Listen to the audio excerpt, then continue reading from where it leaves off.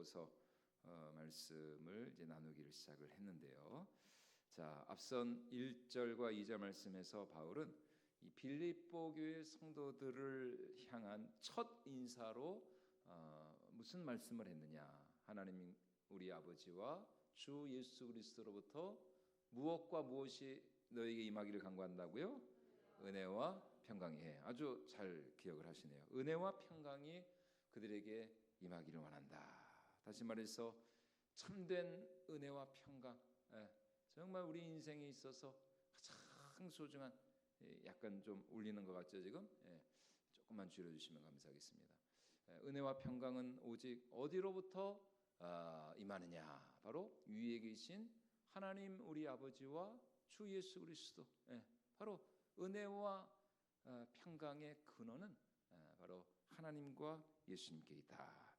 자, 이어진 오늘 말씀에서 사도는 그렇다면 자신이 왜 지금 이 편지를 쓰고 있는 이 빌립보 교회 성도들로 인해서 감사하고 기뻐하는지 그 이제 이유에 대해서 우리에게 말씀을 하고 있습니다. 자, 지금 사도 바울은 왜 이 빌립보 교회 성도들로 인하여서 이렇게 감사하고 기뻐할까? 자, 우리 오늘 3절과 4절 말씀 우리 같이 한번 읽어보도록 하겠습니다. 내가 너희를 생각할 때마다 나의 하나님께 감사하며 간구할 때마다 너희 무리를 위하여 기쁨으로 항상 간구하고. 자, 자, 지난 시간 말씀드린 것처럼 지금 바울은 이 빌립보서라는 이 서신을 어디에서 쓰고 있다고요? 로마의 감옥에 갇혀서. 그래서 일명 이제 옥중서신이라고 하죠. 감옥, 뭐 말이 좋아 감옥이지. 이제 지금 우리식으로 하면 교도소죠, 교도소. 교도소가 어떤 곳입니까? 뭐 아무리 뭐 소망교도소, 뭐 아무리 그런 뭐 민영교도소가 있다 할지라도 어쨌든 교도소는 자유와 내 어떤 그런 권리가 철저하게 제한당하는, 참 답답하고 또 침침하고 어두운 곳, 뭐 좋게 말해서 그런 곳이고 한마디로 말하면 정말 열악하고 무섭고 살벌한 곳이 교도소입니다. 교도소. 여러분은 절대로 하여튼 교도소 아니라 구치소라도 하여튼 안 들어가시기를 주님의 이름으로 축원을 드립니다. 아니 구치소도 아니고 저기 그 경찰서에 뭐죠? 유치장이라네. 거기도 하여튼 일단 그 쇠창살 그게 얼마나 마음을 눌리게 합니까? 작년 추석에 우리 선교팀이 필리핀 단기 선교를 갔잖아요. 그때도 이제 하루 날을 잡아가지고 필리핀의 마라키나라는 그 도시에 있는 한 교도소에 가서 우리가 복음을 전할 기회가 있었는데요. 이제 그 도시의 그런 우리식으로 하면 한 무슨 법무부 건물 같은 그런 건물에, 그런 데는 또 처음 봤어요. 어떻게 교도소가 건물의 맨 옥상에 있습니다. 그래서 그 맨 옥상에 작은 공터가 있고 거기 이제 그 재소자들을 수감한 교도소가 있는 거예요. 사방이 온통 철장으로 가로막혀 있죠. 또 그 좁은 그 교도소 안에 얼마나 사람들이 많이, 지금 뭐 우리나라도 그렇지만 뭐 필리핀도 그 시설에 비해서 그 재소자들이 너무 많으니까 이게 정말 뭐 진짜 감옥이 미어 터질 것처럼 그렇게 그 좁은데 저희가 들어가자 그 곳에 있던 분들의 그 표정이 당연히 무표정한 그런 표정으로 저희를 지켜보시면서 또 밖에는 완전 무장한 또 그 교도관들 완전히 이제 실탄을 장전했겠죠 당연히. 그런 무장한 그런 경비대원들이 있고 물론 뭐 날씨가 워낙 덥고 그렇지만 여하튼 참 그 무거운 분위기에 저희가 완전히 그냥 처음에는 압도를 당해가지고 영적으로 완전히 눌리는 거예요. 그러다가 저희가 준비한 찬양과 또 공연을 하고 또 제가 짧은 그 메시지를 전하니까 그분들도 조금씩 표정이 풀리면서 나중에는 같이, 다는 아니고 그 가운데서 몇 분 이제 선발된 분들 한 2, 30분, 2, 30명 정도, 한 3, 40명 됐나요? 예, 그분들하고 같이 나중에는 그 공터에서 다른 분들은 그 철장 안에 갇혀서 이제 그 안에서 지켜 구경하시고 밖에 선별돼서 나오신 분들과 같이 저희가 찬양하고 율동하고 예, 또 이렇게 저희가 준비해간 그 종이 비행기 날리면서 같이 은혜를 받는 그런 시간이 있었습니다. 어쨌든 감옥이라고 하는 것은 뭐 아무리 뭐 그것이 좋은 곳이라 할지라도 여하튼 참 사람의 마음을 눌리게 하는 곳이죠. 2000년 전에 사도 바울이 갇힌 로마의 감옥이라고 뭐 별반 달랐겠습니까? 더하면 더했지. 자, 그런데 놀라운 것은 이겁니다. 지금 바울은 어떻게 오늘 우리가 읽은 이 말씀처럼 어떻게 그런 감옥 속에서 감사의 꽃을 피우고 기쁨의 노래를 부를 수가 있느냐는 거예요. 이게 참 대단한 일인 것이죠. 예. 그것도 사도 바울은 그냥 기도가 아니었습니다. 빌립보 이 서신을 받는 빌립보 교회 성도들을 위하여서 그가 기쁨으로 아주 즐거운 마음으로 그들을 위해서 간구하고 있다는 것입니다. 간구하고 있다. 자, 우리 3절과 4절 말씀 우리 다시 한번 같이 읽어볼까요? 3절과 4절 말씀입니다. 다시 한번 읽습니다. 내가 너희를 생각할 때마다 나의 하나님께 감사하며 간구할 때마다 너희 무리를 위하여 기쁨으로 항상 간구하며. 예, 이거 보십시오. 예. 그냥 간구하는 게 아니에요. 너희 무리를 위하여, 그러니까 빌립보 교회 성도들을 위하여 기쁨으로 이 감옥 안에 갇혀서 내가 너희를 위해서 기도한다는 기쁨으로 말이죠.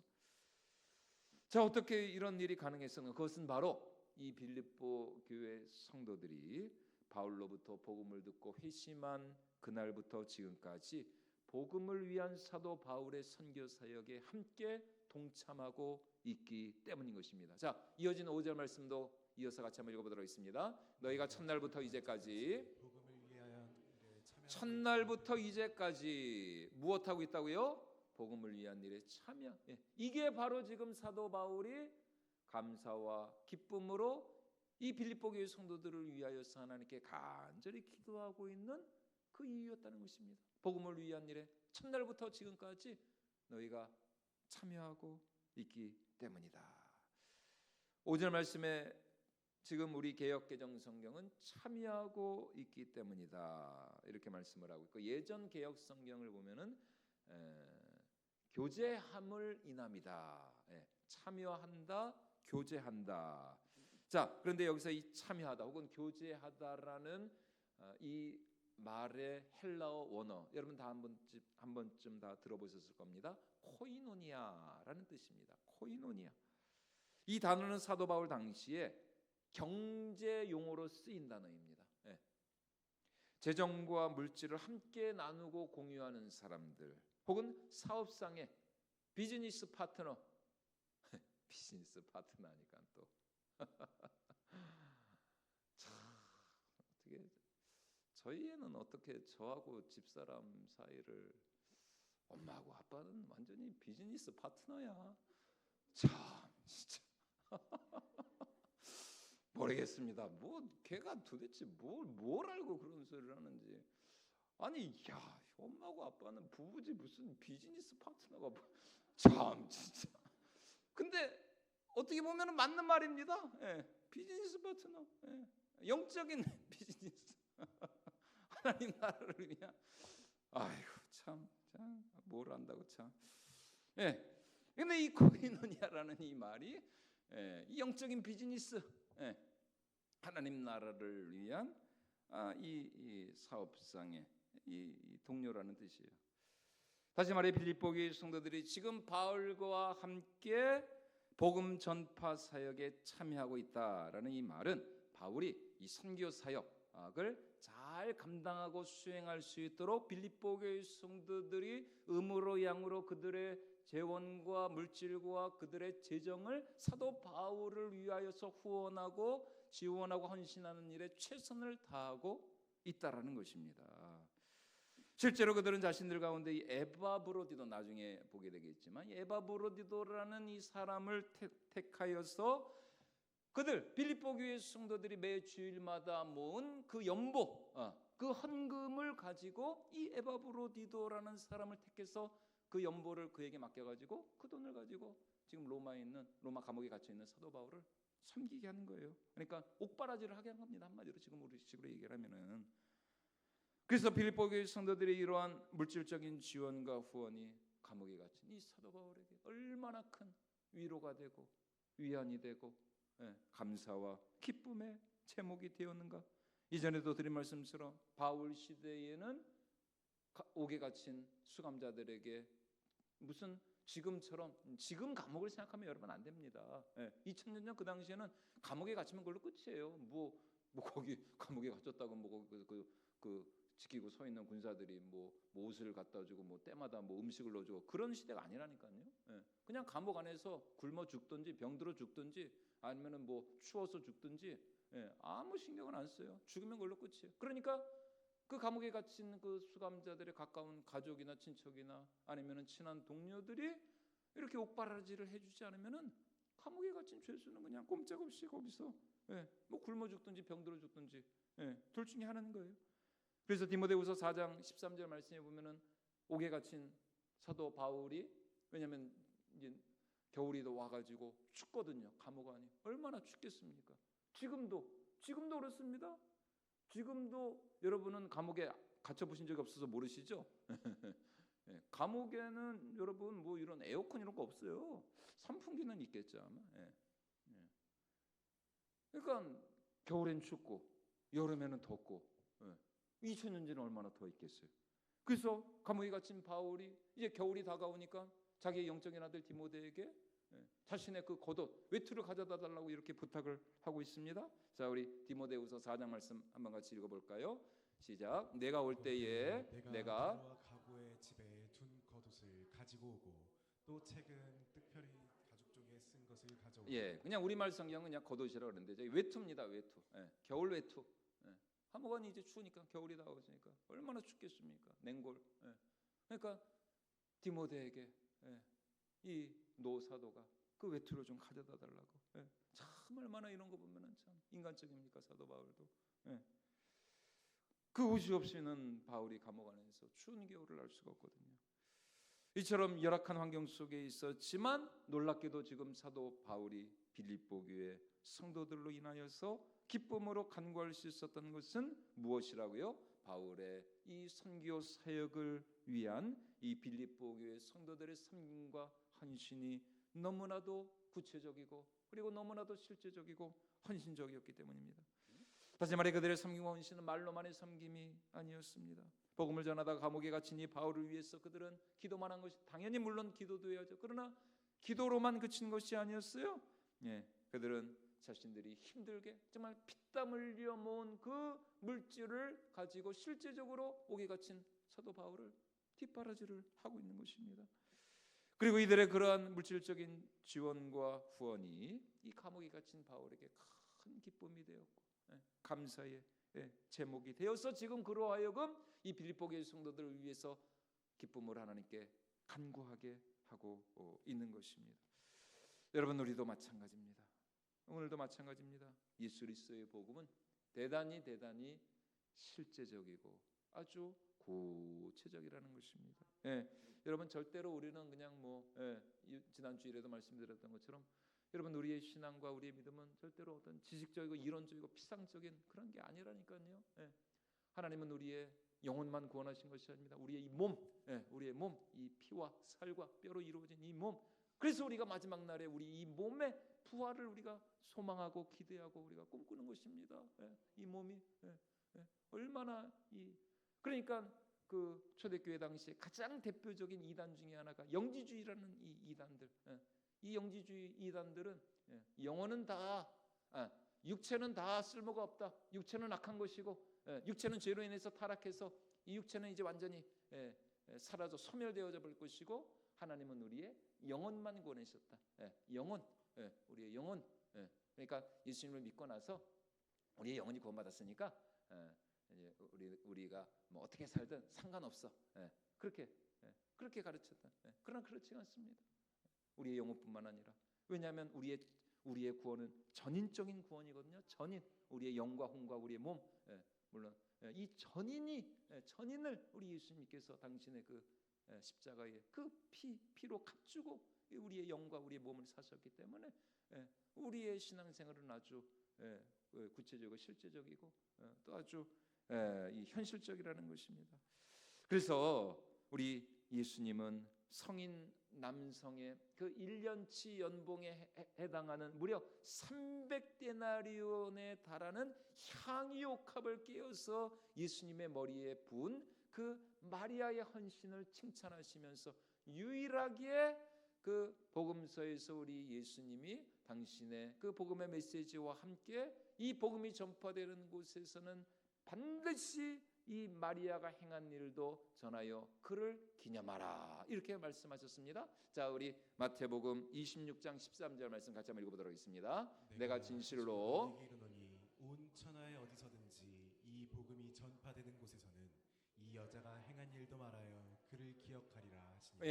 그러니까 이 복음이 전파되는 곳에서는 어디서든지 반드시 무엇이 전해져야 된다고요? 이 마리아의 이 향유 옥합 사건이 반드시 전해져야 된다는 것입니다. 반드시. 다시 말해서 복음이 전파되어 교회가 세워지는 곳에는 반드시 이 마리아가 행한 일이 전파되어져야 할 뿐만 아니라 동시에 또한 이 마리아와 같은 이런 사랑의 섬김과 구체적인 헌신이 반드시 있어야만 한다는 것입니다. 그래야 그곳에 주님의 몸된 교회가 아름답게 세워질 수가 있다라는 것입니다.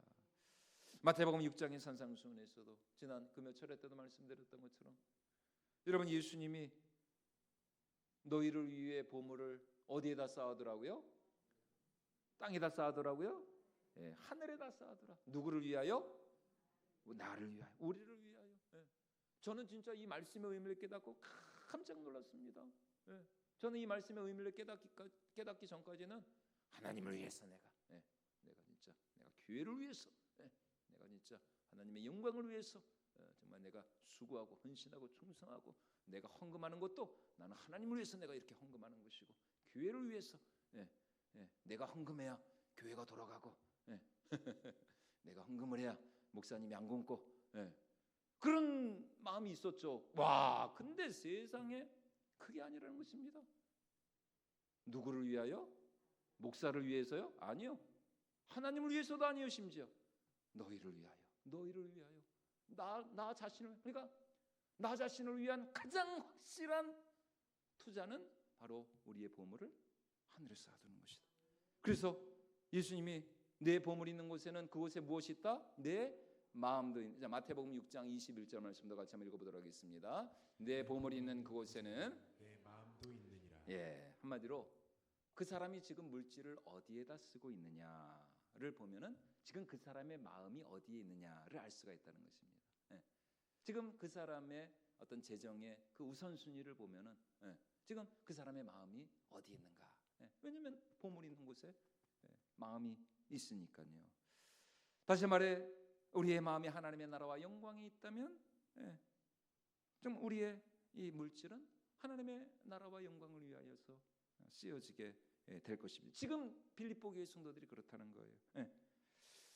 그래서 바로 이것이 사도 바울의 감사와 기쁨의 제목이 되었습니다. 실제로 성경이 우리에게 말씀해 주고 있는 성경의 역사, 성경의 증거도 바로 이와 같습니다. 오순절 성령 강림 사건이 일어난 이후에 초대교회가 세워졌을 때 그들 안에 어떤 일이 일어났습니까? 자신들의 재물을 조금이라도 자신의 것이라고 여기지 아니하고 오히려 그 공동체 가운데 가난한 자들이 없었어요. 가난한 자들이. 와. 그러니까 이제 공산주의가 이제 여기서 이제 나온 거죠. 그 원리는 사실. 그러니까 근데 이게 뭐 잘못돼 가지고 그런 거지만 여하튼 초대교회 때 온 성도들이 은혜를 받고 성령을 받으니까 이 유무상통의 역사. 그들 가운데 가난한 자가 없고 있는 자는 그래서 바나바 대표적으로 바나바도 그렇고 또 많은 은혜 받는 자들이 자신들의 밭과 집을 팔아서 사도들의 발 앞에 두매 사도들이 각 성도들의 형편을 따라서 나누어 주었다. 그러니까 사실은 이 구제가 참 이게 교회 재정의 아주 중요한 그 원칙 중에 하나인 것입니다. 자, 우리 사도행전 4장 32절로 35절 말씀 같이 한번 읽어보도록 하겠습니다. 믿는 무리가 한 마음과 한 뜻이 되어 모든 물건을 서로 통용하고 자기 재물을 조금이라도 자기 것이라 하는 이가 하나도 없더라. 사도들이 큰 권능으로 주 예수의 부활을 증언하니 무리가 큰 은혜를 받아 그 중에 가난한 사람이 없으니 이는 밭과 집 있는 자는 팔아 그 판 것의 값을 가져다가 사도들의 발 앞에 두매 그들이 각 사람의 필요를 따라 나누어 줌이라. 그렇죠. 33절 말씀을 다시 한번 보여주실까요? 자, 무리가 무엇을 받았다고요? 네? 큰 은혜를 받아. 큰 은혜를 아주 그냥 충만하게 받았어요. 예. 그러니까 어떤 일이 일어났어요? 34절 보여주시죠. 큰 은혜를 받아서 밭과 집 있는 자들이 팔아서 이제 밭을 팔고 집을 팔아서 이제 그것을 사도들의 발 앞에 두니까 사도들이 각 사람의 필요를 따라 나눠주었다. 그러니까 뭐가 먼저 해야 돼요? 먼저 뭐를 받아야 돼요? 그렇죠. 은혜를 받. 은혜 받지 않고 모르겠습니다. 뭐 또 하나님이 우리 권선재에게 나중에 또 어떤 역사를 이루실지 또 하나님이 또 허락하시면은 뭐 또 우리가 새로 또 성전을 짓지 않겠습니까? 근데 성전을 새로 짓는 것도 중요하지만 그보다 먼저 중요한 건 뭐예요? 우리가 먼저 뭐를 받아야 돼요? 은혜를 받아. 은혜를 받. 은혜 받은 마음으로 해야지. 억지로는 이게 안 된다는. 억지로는 이게 안 돼. 그러니까 목사도 너무 이게 무리하게 이게 하면 안 돼요. 그러면은 꼭 거기에 이제 문제가 생기고 성도들이 시험에 들고 그러면 안 됩니다. 가우디라는 건축가를 아십니까? 스페인 가신 분들은 다 아시죠. 저는 아직 유럽을 못 가봤지만 가우디라는 아주 유명한 뭐 아주 유명한 정도가 아니라 거의 뭐 세계 최고의 건축가죠. 그 사람이 가우디 성당이라 일명 뭡니까 그 파밀리에 성당인가요?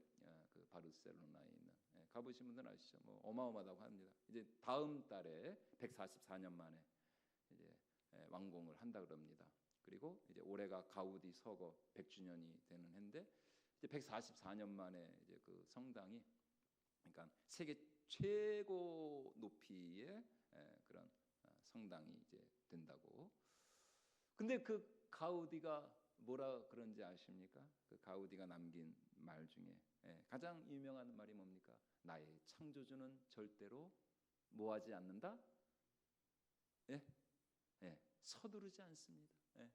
그러니까 하도 이제 이 성당 건축하고 이게 막 더디니까 이 사람은 최고의 어떤 그런 최고의 그 진짜 하나님께 그 성당을 바치려고 정말 그래서 나중에 이 가우디는 죽기 전에 불의의 이제 사고로 좀 일찍 죽긴 했지만 이 가우디는 나중에 자기 전 재산을 팔아가지고 다 교회에다가 이제 헌금하고 자기는 그 성당 지하에 살면서 거기서 이제 그 설계하고 건축을 다 했어요. 근데 하도 이게 건축 공정이 늦으니까 막 사람들이 그냥 다른 사람들은 빨리 좀 성당이 지어져서 이게 됐으면은 그런 다 마음이 있거든요. 근데 이 가우디는 정작 하는 말이 그렇지 않습니다. 나의 창조주는 절대로 서두르지 않습니다. 그래서 결국은 144년 만에 그가 죽고 100년 만에 이렇게 세계 최고의 성당 가우디 그 파밀리에 성당이라는 성가족 성당이죠 우리식으로 하면은. 그러니까 정말 우리가 먼저 은혜를 받아야 되고 그리고 은혜 받은 그 마음으로부터 이제 하나님 앞에 자원함으로 헌신을 하게 된다라는 것입니다. 그래서 오늘 성경이 우리에게 또 오늘 사도 바울이 우리에게 보여주는 참된 이 믿음의 핵심은 무엇인가? 그것은 바로 우리가 은혜 받은 대로 또 하나님이 우리 마음을 감동하시는 대로 또 절대로 억지로나 마지못해서가 아니라 자원하는 마음으로. 그래서 하나님은 어떤 자를 사랑하신다고요? 억지로나 마지못해서가 아니라 즐겨내는 자를 사랑하신다. 즐겨내는 자. 이게 영어로는 cheerful, 기범입니다. 즐거운 마음, 기쁜 마음, 자원하는 마음으로 하나님 앞에 나아가는 자. 그래서 출애굽기에 출애굽한 이스라엘 백성들이 그 광야에서 성막을 지을 때도 그 성막이 어떻게 지어졌어요? 자원하는 이스라엘 백성들의 헌신을 통하여서 하나님과 이스라엘 백성들이 최초로 만나게 되는 그 최초의 성막이 자원하는 성도들 이스라엘 백성들의 헌신을 통하여 지어지게 되었습니다. 자, 우리 출애굽기 35장. 이거는 좀 길긴 하네요. 그래도 한번 읽어볼까요? 자, 21절로 같이 한번 읽어보도록 하겠습니다. 마음이 감동된 모든 자와 자원하는 모든 자가 와서 회막을 짓기 위하여 그 속에서 쓸모없는 것을 위하여 거룩한 옷을 위하여 예물을 가져다가 여호와께 드렸으니. 자, 21절 한 절이군요. 자, 그다음 29절. 29절도 같이 읽겠습니다. 마음에 자원하는 남녀는 누구나 여호와께서 모세의 손을 빌어 명령하신 모든 것을 만들기 위하여 물품을 드렸으니 이것이 이스라엘 자손이 여호와께. 자, 계속해서 반복돼서 나오는 표현이 뭐예요? 자원. 그렇죠. 자원. 마음에 자원하는 남녀는 누구나. 그리고 그 다음에도 이스라엘 자손이 여호와께 자원하여 드린 예물. 21절도 다시 한번 보여주시죠. 자, 21절도 뭐라 그래요? 마음이 감동된 모든 자와 자원하는 모든. 그러니까 하나님의 성령에 의해서 마음의 감동과 감화와 은혜를 받아서 자원하는 마음으로 드려진 예물을 통해서 구약 그 이스라엘 백성들 그 광야의 성막이 건축이 된 것. 바로 그 성막에서 하나님께서 이스라엘 백성들을 만나 주시고 그들에게 말씀하시고 또 그곳에서 드려지는 제사를 통해서 하나님이 그들의 죄를 용서해 주시고 그리고 그 성막 위에서 피어오르는 구름 기둥과 불 기둥을 통해서 하나님께서 40년 이스라엘 백성들의 광야길을 인도해 주시고 마침내 그들을 적과 꿀이 흐르는 가나안 땅으로 인도해 주신 줄로 믿습니다. 어떤 마음으로 드린 예물? 자원하는 마음, 자원하는 마음으로. 여러분, 오늘 우리 안에 이런 자원하는 마음이 넘쳐날 수 있기를 주님의 이름으로 축원을 드립니다. 정말 내가 받은 이 구원이 얼마나 크고 놀라운 것인가. 과연 나는 하나님이 나에게 주신 재능과 은사와 물질을 땅에 쌓아두는 자인가? 아니면 하늘에 쌓아두는 자인가? 나는 말로만 하나님을 사랑한다고 하는가? 아니면 정말 나의 물질과 나의 마음과 나의 몸을 들여 하나님을 사랑하는가? 여러분, 이거는 우리 자신에게 우리가 날마다 물어야 할 질문인 것입니다. 여러분, 오늘 우리는 그러므로 얼마나 우리의 헌신과 우리의 희생과 섬김은 얼마나 구체적이고 실제적인가. 지금 사도 바울의 선교 사역을 위한 빌립보 성도들의 헌신은 말로만의 섬김이 아니었습니다. 그들은 감옥에 갇힌 사도 바울을 위해 기도만 한 것도 아니었어요. 걱정만 한 것도 아니었습니다. 오늘 말씀처럼 그들은 자원하는 마음으로 기꺼이 자신의 재물과 물질을 들여 바울의 선교 사역을 힘써 도왔다라는 것입니다. 그것도 한두 번이 아니었어요. 그들이 바울로부터 복음을 듣는 첫날부터 언제까지요? 지금까지, 이제까지. 자, 우리 빌립보서 1장 5절 말씀 다시 한번 보여주실까요? 자, 빌립보서 1장 5절 말씀 같이 다시 한번 읽습니다. 시작. 너희가 첫날부터 이제까지, 이제까지, 지금까지. 그러니까 우리의 섬김과 헌신도 일회성으로 끝나면 안 됩니다. 단발성으로 끝나면 안 돼요. 지속적이고, 연속적이고, 그리고 계속해서. 이것이 오늘 사도 바울의 기쁨과 또 감사의 제목이 되었습니다. 여러분, 오늘 우리의 섬김과 헌신도 정말 이렇게 구체적이고 또 실제적인 그런 그리고 지속적인 우리의 섬김과 헌신이 되어야 할 줄로 믿습니다. 그래서 복음을 위하여서 또 교회를 위하여서 또 하나님의 나라와 영광을 위하여서 언제나 자원하는 마음, 감동된 마음, 또 은혜 받은 그 마음을 가지고 섬길 때에 그것이 바로 하나님 나라를 세우는 것이고 바로 그런 섬김과 헌신을 통해서 주님의 몸된 교회가 아름답게 세워지고 또 추구하는 영혼들을 주께로 인도하게 될 줄로 믿습니다. 그래서 우리 사랑하는 우리 건전적인 모든 성도들의 이런 섬김과 헌신을 통하여서 우리가 하나님의 나라를 이루어가고 또 주님의 몸된 교회를 아름답게 세워갈 수 있기를 축원을 드립니다. 자, 우리